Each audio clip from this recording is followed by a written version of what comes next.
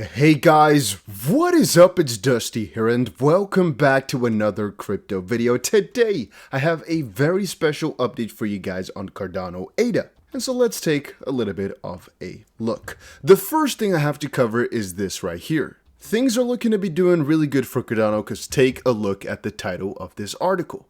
Cardano investment products now available to clients of major German banks. Cardano products now available to customers of key German banks as blockchain equities saw inflows of $8 million. The two client banks that we are referring to are German banks Comdirect and OnVista, and this comes as Valor announced an agreement with both banks as a provider of crypto products for retail clients over in Germany.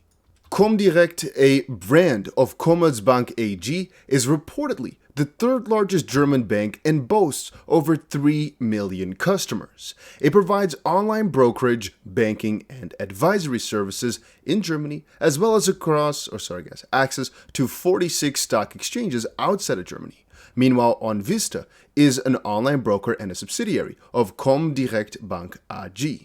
Aside from Cardano investment products in the form of an ETP, Valor, a provider of ETPs, also offers Polkadot, Solana, Avalanche, Cosmos, and Engine, as well as Bitcoin and Ethereum. But apparently the Cardano inflows are significantly high this week and the outflows significantly low, as it says right here. There is something kind of strange happening to Cardano and actually almost every single crypto in Canada though, because take a look at what MoChains wrote. New regulatory changes in Canada. You're allowed to buy as much Bitcoin, ETH, Litecoin, and Bitcoin Cash as you want, and every other crypto has a limit of $30,000 per year, net. And Charles is also, who's the founder of Cardano, kind of questioning exactly why or what this is supposed to be about. But it goes a little bit further, all right? There's a lot of other fearful pieces going around in the Cardano community right now. Prominent Cardano developer says the testnet is catastrophically broken. Now, before we move on, I want you guys to realize a couple of different things. One, I'm running a $10,000 giveaway right now, and I honestly recommend you guys to check it out by using the link down below. Two, if you guys press that like button, it is greatly appreciated. Three, comment down below if you're an ADA holder, yes or no. And then also, I am extremely bullish on Cardano. Alright, if I'm being honest with you, I think this is one of those projects with an extremely high probability of having success over the next couple of years. No, it's not a short-term project. No, I don't think it's going to have the craziest of gains on the short term.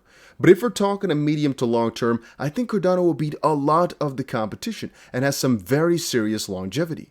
Having said that, it's so interesting to watch all these different theories about Cardano and how they're doing, because in reality, I'm so extremely bullish that a lot of these things just don't make sense. When people say, oh, it can't work for this reason or that reason, what I always like to do is refer them back to what type of progress that Cardano is making, or back to the roadmap, just to kind of showcase what they are planning to do. So this article right here was taken in with a lot of fear the moment that it came out. However, all that's happening is that one of the most prominent Cardano developers said, hey, we found a bug and the testnet now is kind of broken.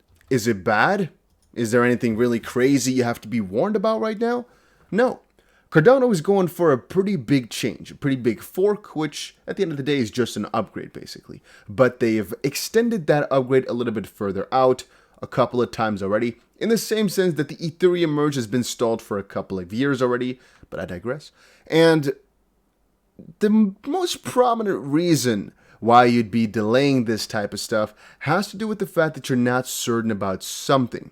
Cardano has a very, I would say, likable approach to wanting to do things properly or not at all, and make sure you think things out properly before you do them. And with that approach comes the, well, we might have to delay it, but sure as hell going to be good once we get it out. And along the road, you'll most likely find bugs. The more time you have to look, the more bugs you'll find. And as any coder out there would know, if you're not a coder, just take it from me. You can plan in everything, right? But the moment you get to 99%, you'll start to notice that the 1% left might take another 99% of the time. It's a very well-known saying. So if you're wondering where exactly the fear comes from then, is the fact that there was a version of Cardano which was, let's say, the most prominent, most important version, at least for the testnet, to take it over to our newest upgrade. It's kind of hard to put it in simple terms. Now, the problem comes in the fact that, well, there was a bug found in that exact version, which they wanted to use to go on and on and on. They pretty much fixed things rather quickly, but since this newer version was not compatible, so to speak, people were kind of confused because it's not just okay, let's go to the next version, everything's done. No, there's a little prolonged period of repairing things now that needs to happen. And people are kind of questioning like, hey, it's kind of strange that Cardano, which is known for being so robust in its research and thinking things out properly, had an issue like this. But in the way that I like to watch it, it's like, this can always happen in any project. It's good that they found out before things went bad. So it's not really the biggest of problems, but maybe that's just to me. A lot of people are getting the idea, though, that this new upgrade, which is pushed for a long while right now, right? They've been pushing this for a very long time, is being rushed. And I guess to that I can say maybe. People have started to get a very uneasy feeling for a very good reason, because you can take a look at it right here. Dean adds that it would be an understatement to say that seemingly rushed rollout gives him an uneasy feeling. He has urged IOHK, or IOG now, and Charles to deploy the tooling that will be needed for a disaster recovery plan if things were to really go wrong. The upgrade, which was originally scheduled for late June, now has been postponed several times due to technical difficulties, and as reported by the website, roughly 14% of SPOs have so far upgraded to the node version 1.35.3, the newer version basically that was necessary to get this bug out of the way, which is way below the required 75% threshold. It's very low even. On Wednesday, Hoskinson asked SPOs to upgrade their nodes to the latest version. And as you guys might have seen from what I posted a little bit earlier, things are moving along quite nicely even after this update was done. You know, they're still progressing with more and more commits, even 4 hours ago, the latest one, even though these two things are not connected necessarily. I had to kind of give you guys all that negativity though to kind of get to the good part, I guess, of Cardano. So let me just quickly say one thing. I'm pretty bullish on Cardano for their approach and the way they've done things, and I'm going to stay that way. There's a lot of FUD, but I think a lot of it has to do with the fact that they're just known for being so robust and doing things so properly. And that whenever there's a degree of doubt right now, whenever people get this idea of, oh no, Cardano might not be what we would like it to be, what we expect it to have, the standard that we've put pretty high on them, just get kind of fearful, which is logical. But take a look at this article right here. Deep learning algorithm predicts Cardano to trade above $2 by the end of August. Let me tell you guys one little fun part. I have, let's say only for 1% of my buys actually, bought Cardano above 3 cents. Probably just 1% of my buys have been above 3 cents. You know what's one of the fun parts though? Still right now I think it's relatively cheap, purely based on the idea that it reached a value of $3 with having almost nothing. And it reached a value of $1 here, $1.10 even, with seriously having almost nothing except for an idea. Right now, they've gotten so ridiculously far over the last year or so. Things are moving so fast that within a couple of years, when people finally start to realize just how good the fundamentals are, there could be a lot of this FUD that's trying to keep them down. The fact that, oh, wait, they didn't plan everything out properly. I would say let those people speak.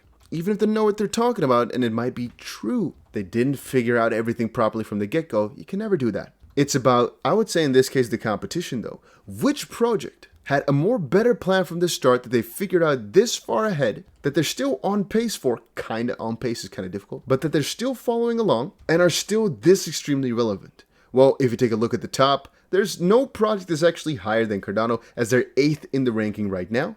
And we haven't even talked about the deeper depths, I guess, of what Cardano has prioritized over a lot of other projects. As I said before, some of the things which Cardano is, for example, doing, which I am always so extremely bullish on, has a lot to do with what they're doing over in Africa, for example, and the fact that they're seriously going for areas which a lot of other crypto projects are not going for. One of the other ones I really, I guess, appreciate for that is Ripple. But with, for example, Ethereum, it's not that priority whatsoever. I guess one thing you can also kind of be excited about for Cardano is the way in which they've structured things and are going to keep going on from here on forward, structuring things. You have very big epochs, you have very big upgrades. They've thought these out from before, right? As I stated before, you can check them all out on the roadmap. But if it just continues on with the plans that they have, there's almost no way that they're not going to stay an extremely juicy success. And if they just remain on the place which they're at right now, which is the 8th spot, well, as the crypto market just keeps continuing and keeps spiraling up, there's almost no chance that Cardano is going to move along with those gains and just be an amazing project.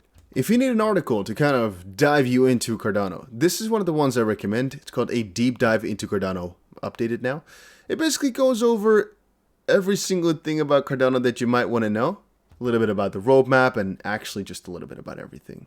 If there's any question you had regarding staking, for example, just take a look at this article. It's literally got everything about the different Cardano wallets, about Cardano versus Ethereum. And if you're looking to buy Cardano, I personally always use Bybit, of which a link is down below. Don't forget that at the time of recording, I'm still doing a $10,000 giveaway that I recommend you guys to go ahead and check out.